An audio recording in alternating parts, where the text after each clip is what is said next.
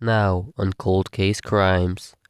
On September 1947, Mr. Mobster Benjamin Bugsy Siegel was found dead during his stay at an associate's house in Beverly Hills. He was shot through the window by an unknown killer. The next morning, Benjamin's girlfriend discovered his body. After calling 911, a forensic team came to investigate and look for evidence. Benjamin grew up in California in the city of Los Angeles.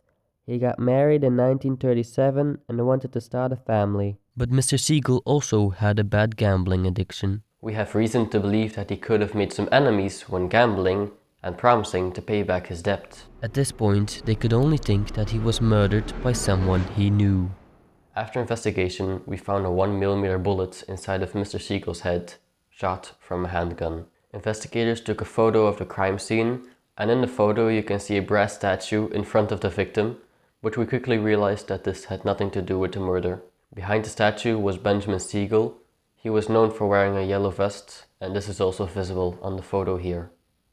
But due to a lack of evidence, the case became cold, till 6 years later, when it got reopened by a cold case investigator. Lots of times you can reopen a cold case because of the implementation of DNA testing. But not in this case, because there is no DNA to test in the first place. Benjamin Siegel was shot through the window, so he would only be able to get evidence from security cameras and eyewitnesses. For a long time we thought we had nothing to go off of, but later in the investigation we noticed something. On the other side of the street there was a small convenience store. The store had a security camera facing Benjamin's apartment. This CCTV might be our only clue to identify the killer. And when analyzing the tapes, we found a mysterious figure walking by around 2 p.m. that night. The figure was seen holding a firearm in the night of September 16. He shot and killed Benjamin Siegel. Unfortunately, the picture was not clear enough to see the person.